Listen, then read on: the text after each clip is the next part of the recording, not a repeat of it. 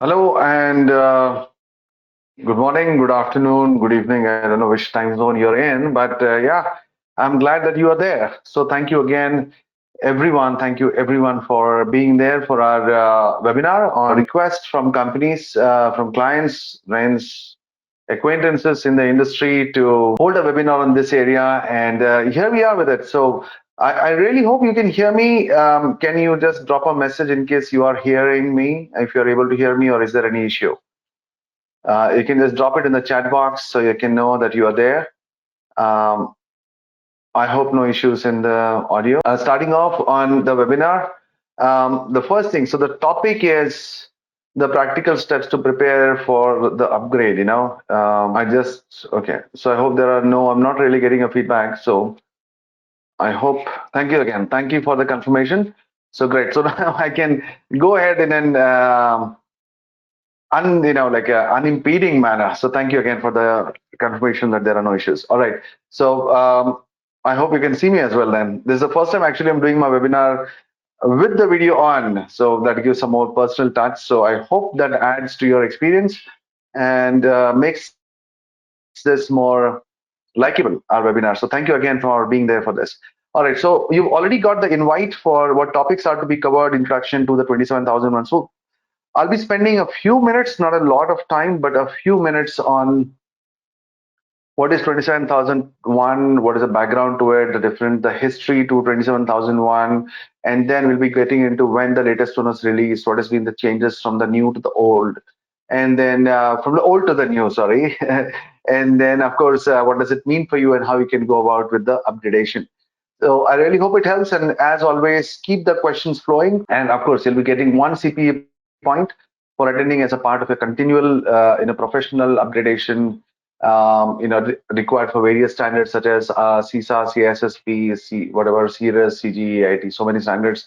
But as a practice, we do not really circulate any certificates. But in case you have attended to the full, you can definitely put it in as attended for the webinars of a webinar. And in case there is an audit query to us, they can write to us on our email address, and we definitely respond. We got a few requests of, sometimes not quite a few, but after checking the records, we do respond in case you have attended it to the end, not bailed out in between. So be there till the end. It's really going to be a more than worth your while. All right.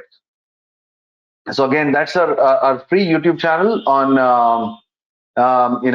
where it is literally hundreds of videos on various cybersecurity topics, and you can subscribe to it for free. We have almost 3,000 subscribers. That's really one of the largest for our line of work, that is. And one give me a minute, I'll just message you the link again in the chat box in case you are interested. 1 minute. All right.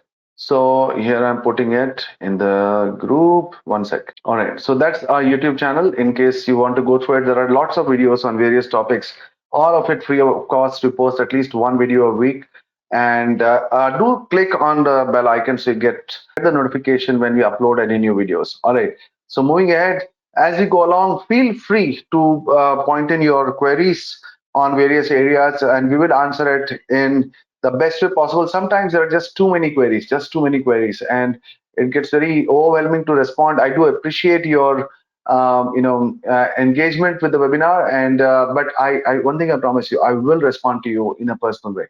I will write to you directly and let you know the answers to your queries. So please do keep the ball rolling and keep the queries coming in. In case you're watching it on YouTube, drop it in the comment section. We will respond to you. Though not immediately, but we will respond to you. All right, so this is a brief about me, and looking at the listing, there are quite a few of our clients also attending. So thank you again to my dear clients for this. And as this is me, I've been in this industry for more than 25 years now. It's almost 30 years now. And we don't, I am myself a PCI, QSA, QPA, SSA, CSSP, CRISC. I have myself a lead audit also for 27001. And I worked across the globe on many standards. And of course, that's about me.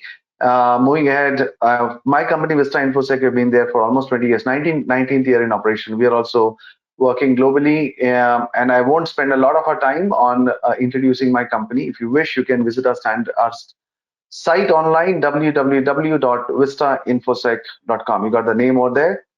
And okay, that's about it about me and my company. Don't worry, we won't take up your time on that. So towards the end of the webinar, there'll be a participation request, a survey participation. Do drop in your kind feedback. It could be positive, it could be negative, it could be queries, it could be just ideas for the next webinar, which is also fine. So do send us your feedback. All right, so jumping right into it on the webinar. All right, I'm trying this for the first time. I really hope you can see me. Can you see me? If you can't, just let me know. I just got the feedback that I should have a live, me talking to you personally. All right.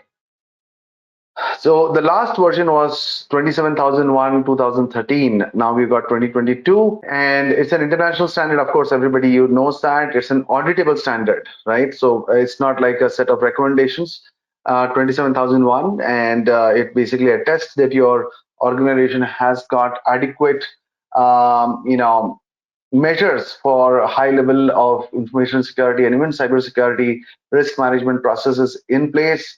Now, it requires involvement across the board, not just from the IT team. It requires, right from the IT team, of course, to software development, to finance, to development, operations, admin, HR, and of course, last but not the least, the senior management, because that's from there this starts. So that's the beginning of this, right? And so it is the 27,001 certificate is basically certification is valid for 3 years, but there is compliance audits every year. So, but it's not like you go in for a comprehensive audit every year, like say PCI DSS, where you go in for a comprehensive audit every year. Okay, so brief history. It was first released, it was the first 27,001 was the first of the 27,000 series for information security. There is, of course, 27,002, 27,003, 4, 5. So other standards are there. 27,001 was the first, in the series of 27,000. It was released together by the ISO and the IEC. That's why it's called as ISO IEC 27001. It was first then, published in 2005, October 2005, and then later revised in 2013. And of course, then 9 years after a very, very, very, very, very long delay, a much overdue delay, the latest version was released in last year, October. So it is basically meant for any and all, organizations of any size. It's not just for maybe just large companies or whatever IT companies. Even hospitals have it. Even pharmaceutical companies have it, manufacturing companies have done it. So it's not really just for IT companies. Okay, this is the history of 27,001 and 27,002. The first one came up as BS, British Standard. It was initially a British standard. The first version came out in 1995, right? BS 7799 Part 1 in 1995. Part 2, same as 27,001 Part 2, was released in 1999, and then it became 17799 in 2000, and it became 27,001 2005 in 2005, right? And then also in 2007, which is after a gap of almost 2 years, 27,002 was released, which is the same as BS 7799 Part 2. What I mean by that, for those of you not aware, 27,001 is an auditable standard, so it lets you know what has to be done. This must be done, that must be done. So that's the language that is used. And but 27,002 or BS 7799 Part 2 shows guidelines or guidance on how you can implement the various standard requirements, right? So that's how it is.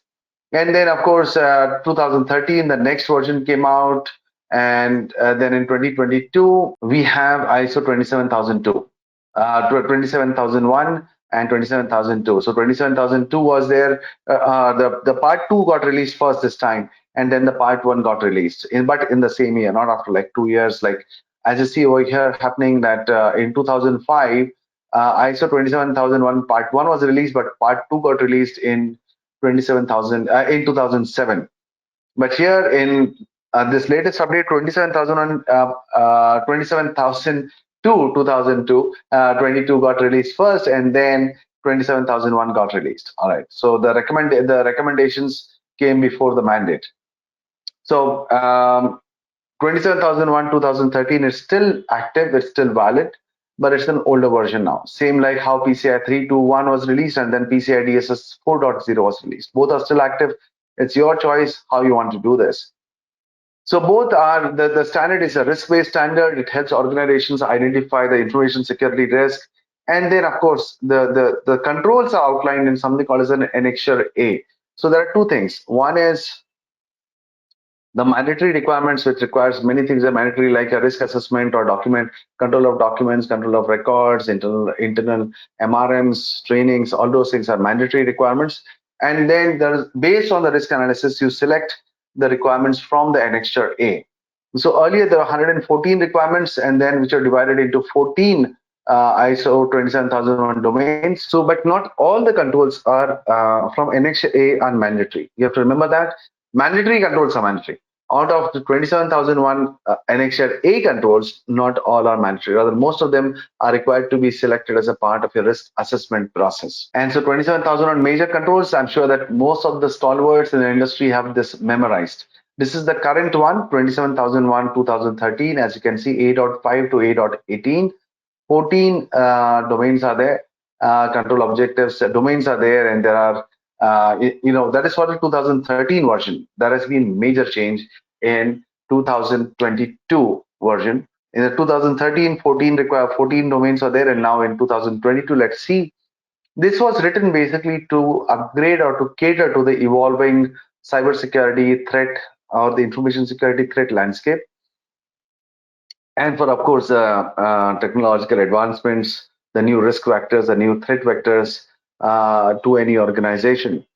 So after many years, a new version was released in October 2022. And so the latest version addresses today's complex security challenges. But overall, in my opinion, if I might say this, there are still many areas which I really would have hoped to have been covered, to be honest with you.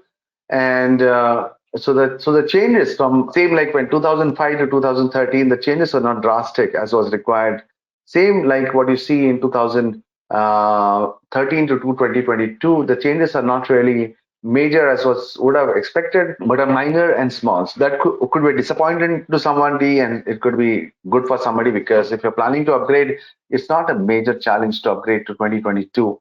That's the good news for you, right? So at first glance, the Annexure A has changed a lot. The number of controls have dropped from 1114 to 93.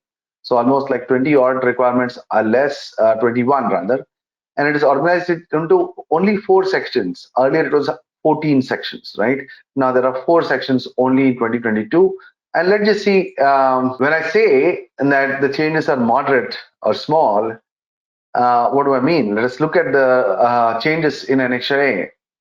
So this is the overall, overall framework of an ISMS 27001 2022, and you can see the 4 domains: people, technical controls, physical and organizational level controls, and of course the overall, the control framework coming from the organizational context. So there is external issues, internal issues. This all forms as a part of your mandatory activities or mandatory controls. So external issues, internal issues, risk assessment, risk ownership, risk treatment, performance monitoring, internal audit, management reviews, and the context of the organization to be set. These are all part of the mandatory control requirements of 2022. So then why was the standard upgraded? So see, earlier, rather it was required as a part of the ISO, practices that the standard be upgraded every 5 years to cater to the evolving threat landscape and for embracing new technology advancements. But this need not necessarily be the base for any of these changes. But even in the case of the ISO 27000 standard, there is only moderate changes. So even though there has been drastic changes in the information security landscape in the past 9 years, drastic means a huge level of changes. Anybody who's been there in the industry for say 15, 20 years, they would know what I'm talking about, right? So there has been so nearly a decade in the last update. This new change is a revision with updates aligning with the current cybersecurity threat landscape.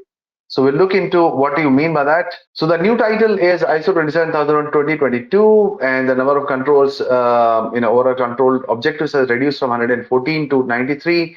and the 93 controls have been restructured into just 4 sections or 4 domains, and 11 new controls are added to it next day. So that's in case you're wondering, there are 11 new requirements also, and 4 to 10 have undergone only the several have undergone only minor updates. Now sections 4 to 10, for those who are not aware of the structure of an ISO standard, ISO section 1, ISO 27001 is a set of mandatory controls, and it is also called as the clauses 4 to 10.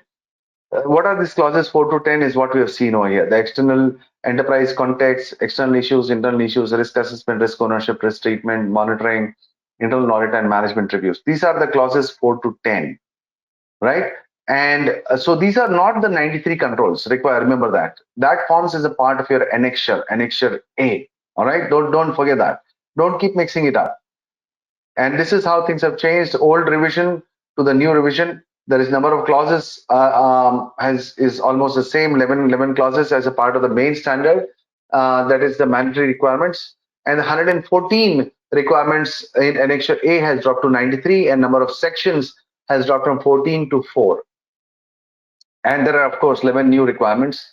Now, what are the changes in the mandatory clauses?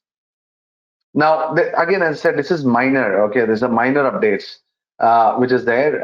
It's changed only slightly. So this was done mainly to align with ISO 9001, 14,000, and other ISO standards. So what has been changed? In clause 4.2 and item C, understanding the needs and expectations of interested parties, was added. In clause 4.4, in the ISMS, a phrase was added requiring planning for processes and interactions as part of the ISMS. Then in clause 5.3, a phrase was added to clarify that the communication of roles is done internally within the organization. So, see, as I said, most of you would already be doing that. So it's not really you have to, oh, let me see what I have to do next. So you can see it is basically not much. Clause 7.4 was dropped. And then again, 8.1, 9.3, and 10, you can read it for your own. It's really not a major thing that's been changed. And the mandatory clauses, clause 4 to 10, the 11 mandatory clauses, there is no way around it that you can't do it, right? So there has been, for changes in the Annexure A, which is of major concern to many companies, 11 new controls. So that's the major change. Moderate 57 controls merged, for 57 merged controls, and one control has been split. Then 23 controls have been renamed, which is a small change. And then for the remainder 35 controls, there has been no change. So this is the overall summary of what has changed in the standard. So I hope you can remember that. You can look at the standard and you can see. So overall, you don't have a lot to worry about. That's what that is. I'll take you through the 11 new controls, but you will agree after that there has been no major changes for you to be get worried about that. Oh my God, what am I going to do next? So this is the 11 new controls. A 5.7, that is threat intelligence and information security for use of cloud services. I'm sorry for the oversight. And then ICT readiness for business continuity, then physical security monitoring, then configuration management, information deletion, data masking, data leakage prevention, monitoring activities, then web filtering, and last but not the least is secure coding. Secure coding was something very, very critical, but it was missing. There was a domain for software development lifecycle and management, but nothing great in the secure coding part. Going ahead, these are the list of new controls. So threat intelligence, and this control requires organizations to collect and analyze information about threats to mitigate them. So threat intelligence basically means about gathering what are the new threats to your organization, what is more pertinent, what is spiked up, what has gone down. So your organization can, in a very dynamic manner, realign its overall posture to combat new threats in the industry. So it is not just having a firewall in place. What if there are some new changes to be done to the way a firewall has to be set up? Maybe some maybe your details are leaked somewhere, and somebody might be using your user ID password to say log in through the VPN. So do you have any sort of threat intelligence happening? Or maybe some new bug has been identified in one of your devices, which is not yet even been reported by the OEM. So those are the threat intelligence parts, right? And then of course there is the information security for use of cloud services. So again, this is a welcome change rather, because there has been nothing for the cloud so far. But again, I would say too less, too little. You know, which is there. Too late, too little, rather. Yeah. So it's not much. I would have appreciated something a lot more comprehensive, because most of the clients that we have are on the cloud. And as people who are well aware of how the scenario changes in the cloud, it is vastly different. The architecture is different. The policy procedure structures are different. How you combat threat on the cloud is different. So all those areas are there. And as you can see nowadays, many of the latest issues that you see happening is basically with assets on the cloud, not because there is some problem with the cloud like an AWS or Azure or GCP or something, but basically the issue is with the way the cloud solutioning has been done, or the way it has been implemented, or the way it is being managed. So you really need to look at the cloud services and how it is done. The ICT readiness for business continuity is there. So this control requires more from the disaster recovery and business continuity perspective. Again, there is an entire domain on business continuity. It was earlier in 2013, so that's also there as part of 5.3.0. Now, sensitive areas must be monitored. So earlier also there was a requirement to monitor, and you see this much more stringently mentioned in say a standard like a NIST guidelines for cybersecurity, or you look at even PCI DSS, it's there. So physical security monitoring. So it's not just having somebody to sign the register, but somebody, like a CCTV or a biometric check, or all those things being done to ensure that, things are safe and your physical premises is being adequately secured. Of course, then there's a configuration management, requires the management of device configuration for security in all technologies and systems. Configuration management, that is. This was again, I think they might have picked this up from PCI DSS, because there's entire requirements for configuration management, especially for network devices, servers, and network security controls, NSCs as it is called. Then information deletion. This can have an overlap with, say, privacy or a GDPR perspectives also. But again, it is required as a part of, information security also. It was earlier also mentioned as a part of information retention and disposal.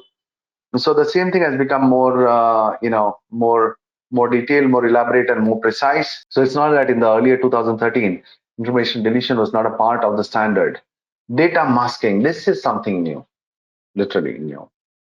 And so data masking is more about ensuring that the data is, snuffed out, part of the data, so that the overall value of the data goes on, and that reduces the inclination of hackers and threat actors to try and compromise your systems and take your data. And so this is basically focused on personal data, as is strongly regulated. So this is more from the data masking perspective, to ensure, say, your address, your email address, all those things, if not required, be taken out or replaced with a XXXS or nullified or something, so that your privacy is maintained. And then, of course, the data leakage prevention. So this is a very big area, and you really would need some sort of a good guidance for ensuring that the data leakage prevention areas are adequately managed in an organization, so it doesn't leave your systems inadvertently. For example, the wrong email addresses, or uploading on the wrong site, or uploading the wrong data to the right people, or the right people and the wrong data, or the right data to the wrong people. Those issues are there that needs to be addressed and taken into consideration, so that they do not hamper your workings, right? Then going ahead, the list of new security controls introduced is 8.1.6. There's monitoring, requires the management and monitoring of systems. Then there's a web filtering, which is very explicit now, which is good, which was not there earlier. And monitoring of activities. Again, if you need more idea as to what monitoring should be done, how it should be done, I would suggest you to look up 27001 2002. It contains very good implementation guidance for you. And or you can even look up, say, PCI DSS section 10, requirement number 10, sorry, requirement number 10. One of the best written ways of how monitoring should be done, of especially your log monitoring, right? So web filtering is there. Then secure coding practices, again, well elaborated in your in a 27002. And secure coding, again, is there as a part of requirement 6 also in PCI DSS, in case you are interested. All right. So this is a small comparison table. I really hope this helps and you can see it in a clear manner. And so how the standards have changed from 27,001, 27,002, 2013 to 27,002, 2022, right? So it's for the guidance part, how how organizations have changed, how the standard has changed, not organizations, how the standards have changed. Okay, good question by an attendee. Thank you for that. Does he says, does A.8.12 mandate the implementation of DLP tools? If yes, how will this be possible for smaller organizations? Great question. What I'll do is that let me put this up to my participants. What do you think? How it should be handled? Does I repeat the question. I'll pose the question in the group. Does A.8.12 mandate the implementation of DLP tools? If yes, then how will this be possible for a smaller organization? That's a genuine question because it's not really possible for somebody to implement an Imperva or a force point type DLP. It's for small companies. It's really not, economically and even technically feasible. So, how would you? What would be your take? I'm asking the audience. You can type and send it to me personally. Also, let me see how you think. And I would love to hear your responses to this. I hope you can see the question. Come on, come on. I'd love to see some feedback. It's not much. The query is fairly simple. Okay, I'm getting answers. Good, good, good. Please go ahead. I'm not saying anybody is right or wrong. Great one. Okay. I got a few answers. Yeah, I'll give another 30 seconds. Please try. There is nothing wrong with it. We are all professionals. It's not an exam. Okay. I got a many responses. Wow. Thank you again. So there is somebody who said, I don't think it's mandatory. Another response that says there will be different levels of DLP tools to make life easier and can auditable data. Then someone said, if it's a smaller organization can take the risk. Next response, I think DLP tools are required. Then somebody else, make up a DLP tool along with AV packages. Okay. Then even somebody else is saying, even if your organization is small, if risk mandates and costs are not prohibited, then you shall need to do it. Okay, somebody else said it's not mandatory and has said provide valid reason and alternate solution in place in SOA. All right. Okay, there are just pouring in. Thank you again for all of you for contributing in such a meaningful manner. And okay, let me give you my take on this. First of all, it's an Annexure A requirement. Okay, Annexure A requirements are not mandatory by nature. It has to, whatever you are selecting has to be a part of your risk assessment. It has to be derived. The controls that you select from the Annexure A has to be a part and derived from your risk assessment, right? So if your risk, so let's assume you have 20 people. Let's assume, all right. If you have 20 people, 25 people, small company, but you are handling sensitive GDPR data. Sensitive GDPR data. Penalties are very high. Litigation issues are also very high. You can't really say no because the risk is very high. You can't say I can't afford it or I don't have the right people. Then don't do that business because it will show up in your risk assessment as a high risk area. But if it is not a high risk area in an organization, then you can definitely skip it and mark in your in your SOA as maybe not required. Or I don't recommend this, but if you're really falling in a high risk area, there are even cloud based DLP solutions, guys. Okay, let me tell you that. No need to implement an on prem solution. There are on the cloud DLP solutions also. Nowadays, even the UTM devices, say from Fortinet and all cyber, checkpoint, they have inbuilt DLP devices. But again, they're not as effective as a dedicated DLP solution.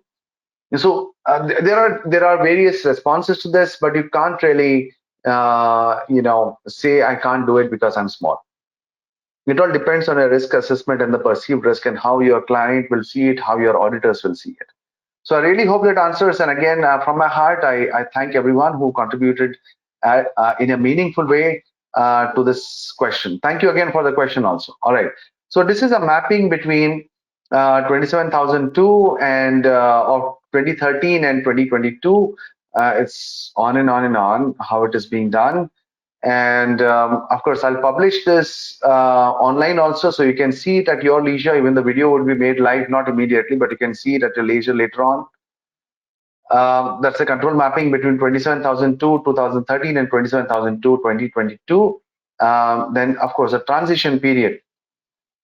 There's a 3-year transition period. Remember that. Up till this year, that is 2023, you have the option to certify against the last version or ISO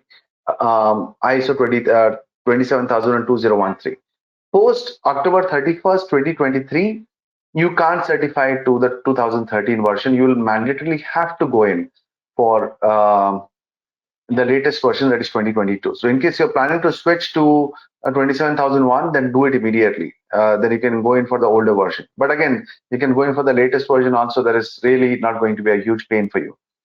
And of course, companies certifying against 27003 must transition. So if you're already on 27001 2013, then you have until October 13, 2025 to migrate or upgrade to the latest version of 27001 2022. And then companies have already started certifying themselves against the 2022 version from October 25, 2022. Then how do you prepare for shifting to the latest version of 27001? You have a 3 years, so it's really not going to kill you. So again, what I would suggest is that do a gap analysis. Understand what are the gaps between your 27001, 2013, and 2025. And then start filling up those gaps. Work with a nice auditing body. Um, we consult many organizations on 27001, many standards, 27001, PCI DSS, SOC 1, SOC 2, GDPR, HIPAA, PCI SSF, so many standards. So work with a consulting body like ours to help you prepare in the transition phase from 27001 2013 to 2022 with the gap analysis to understand as to what are the changes between the X and the Y. And then perhaps you can, of course, if you have a good team internally, you can start filling in the gaps also on your own. So the good thing to start is again, evaluate your organization as to where does it start, against the latest version of 27001.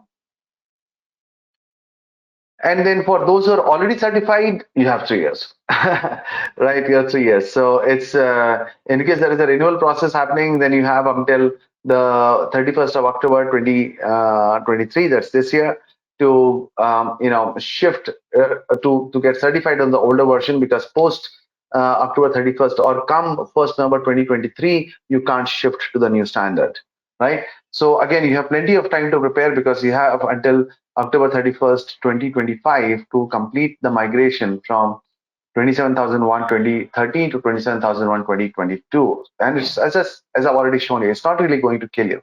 There's not been a major upgrade in the entire setup that you need to be worrying about. So it's all cool. You can take this ahead.